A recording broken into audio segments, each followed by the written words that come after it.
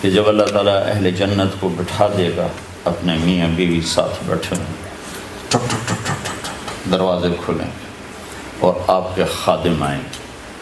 جو سب سے چھوٹا جنتی ہے اس کے 80,000 نوکر ہیں،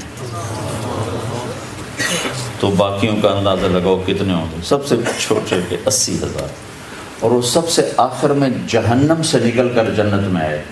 بڑی دیر جہنم کی سزا بھگت کے میرے نبی پہ قربان جاؤں، کیا نظر کیا علم ہے. آپ نے کہا میں اپنی آنکھوں سے دیکھ رہا ہوں اس کو جہنم سے نکلتے ہوئے.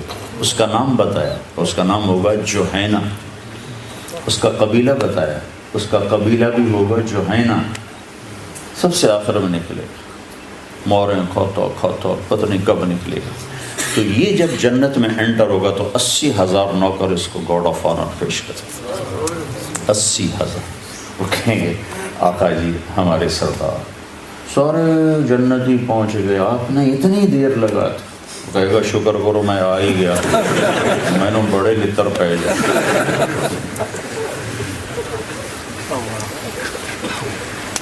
تو یہ سب سے چھوٹا پروٹوکول ہے.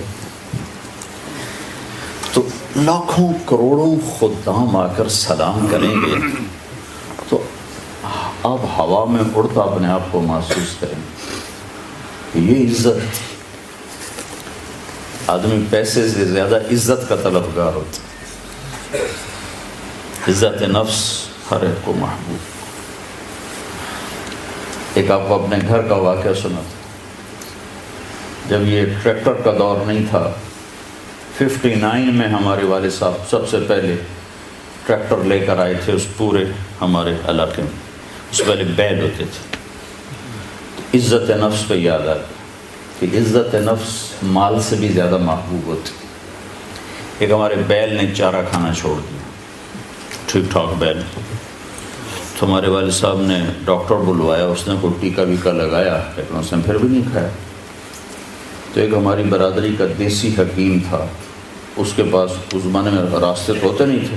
تو والد صاحب نے گھوڑے پر نوکر کو بھیجا جو اس کو اٹھا کے لایا.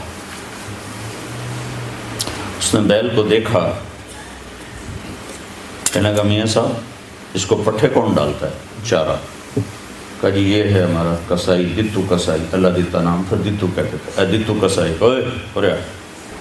اس کو بیل کے آگے بٹھایا اور جوتا اتارا اور 5-7 جوتے اس کے سر میں مارے. پھر کہنے لگا آپ چارہ ڈالو. جب چارہ ڈالا تو وہ بیل کھانے لگے. یہ میرے گھر کا واقعہ ہے، کوئی سنا ہے. تو میرے والد صاحب حیران ہو کر کہنے لگے ایک ہی ہے. کہا جی میں نے اس کو چیک کر لیا تھا، اس کو کچھ نہیں تھا. یہ آپ کے نوکر نے اس کو کہیں کوئی ڈنڈا سوٹا مارا تھا، تو وہ غصہ کر گیا تھا کہ میں اس سے کیسے بدلہ لوں. تو اس نے غصے میں کھانا چھوڑ دیا کہ میری عزت کو اس نے خراب کیا. اب اس کی آنکھوں کے سامنے 2-4 جوتے میں نے مارے تو وہ خوش ہو گیا. دیکھو عزت کی طلب کوئی ناجائز نہیں ہے، یہ انسانی ضرورت. مال کی طلب ناجائز نہیں ہے، انسانی ضرورت ہے. ہاں اس کی حدود ہیں، اس کے اندر تو ضرورت ہے، اس کے باہر پھر کوئی کہیں تکبر بن جاتا ہے، کہیں ظلم بن جاتا ہے، کہیں زیادتی ہے. حدود کے اندر. ایک حدیث سنا دیتا ہوں، کسی مسلمان کو عزت دینا کتنا ضروری ہے. میرے نبی نے فرمایا 1 روپیہ سود کھانا 36 دفعہ زنا کرنے کے برابر. 1 روپے یعنی 1 پاؤنڈ سود کھانا 36 دفعہ زنا کرنے کے برابر ہے. اس کے بعد آپ نے فرمایا اور تمہیں بتاؤں سب سے بڑا سود کیا ہے. جب 1 پاؤنڈ کا سود 36 دفعہ زنا کے برابر ہے تو آپ نے فرمایا اب تمہیں بتاؤں سب سے بڑا سود کیا ہے. الاستطالۃ فی عرض المسلم، مسلمان کو بعزت کرنا سب سے بڑا سود.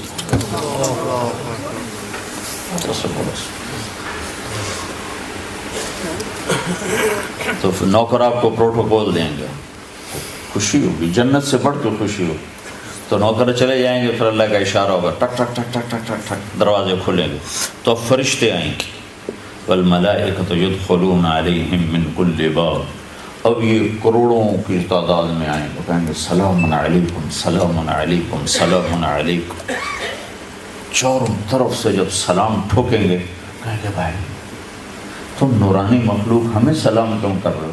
کہیں گے بما صبرت، وہ جو آپ نے لندن میں صبر کی زندگی گزاری، یہ اس کے بدلے میں ہمیں اللہ نے کہا جاؤ سلام کرو۔ غفلت کے دیس میں آپ نے بیدار ہو کے زندگی گزاری، اندھیر نگری میں آپ نے اللہ کو سامنے رکھ کے زندگی گزاری، جب چاروں طرف شراب اور زنا عام تھا آپ نے اللہ سے ڈر کے زندگی گزاری۔ سلام سلام سلام، تو فرشتوں کے سلام ان کو ہوا میں اڑا دے گا۔ یہ میں پہلے دوبارہ کہہ رہا ہوں کہ عزت نفس، عزت کی طلب بہت بڑی طلب ہوتی، مال سے بھی زیادہ، ڈگریوں سے بھی، تو فرشتوں کا سلام انہیں ہوا میں اڑا، فرشتے فرشتے، ابھی وہ اس سلام کا مزہ لے رہے ہوں گے کہ فرشتوں نے سلام کیا۔ آئیڈیل ہوم بتا رہا ہوں، آئیڈیل، ایک دم میرے رب کا عرش ایسے کھلے گا اور ایک دم نور ہی نور چھا جائے گا، تو جب ایسے آنکھیں اٹھا کر دیکھیں گے واہ واہ واہ، اللہ سامنے ہوگا اور اللہ کہے گا سلام قول من رب الرحیم، اب تمہارا رب بھی تمہیں سلام پیش کرتا ہے۔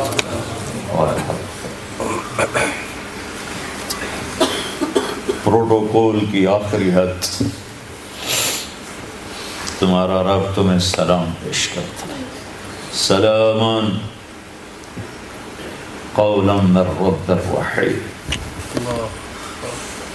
رب رحیم، اے میرے بندو، اے میری بندیو جنہوں نے دنیا میں مجھ سے ڈر کے زندگی گزاری، میں تمہارا رب تمہیں سلام پیش کرتا ہوں اور تمہیں مرحبا کہتا ہوں، تمہیں ویلکم کرتا ہوں۔ پھر میرے نبی نے فرمایا اللہ ہر ایک کا نام لے کر حال پوچھے گا، ہر مرد عورت کا نام لے گا، نام لے کر کے کیا حال ہے، ٹھیک ہے، کوئی تکلیف تو نہیں، کوئی حاجت تو نہیں، کوئی پریشانی تو نہیں۔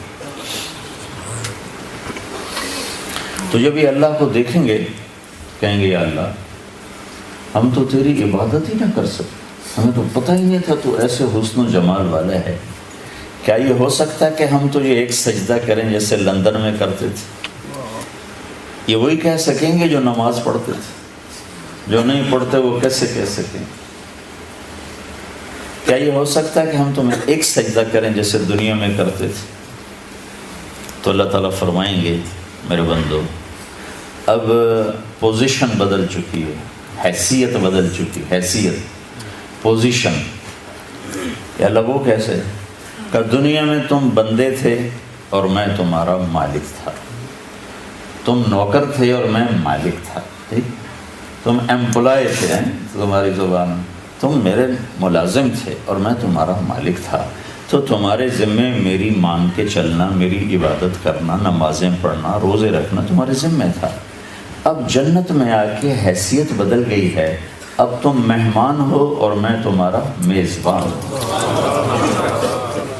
کیا ہوسٹ کہتے ہیں میزبان کو؟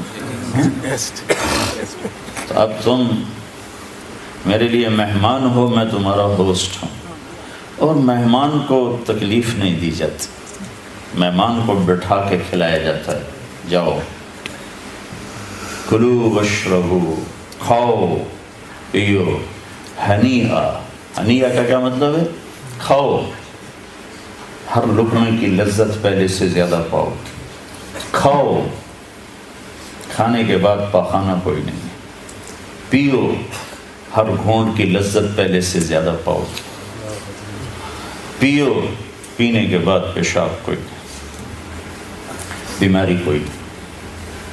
پھر پینے پلانے کی بھی 3 محفلیں قرآن نے بتائیں کہ یہاں شراب نہ پیو، آپ کے یہاں عام ہے، اس لیے یہ ہر دفعہ میں بتاتا ہوں کہ اللہ کرے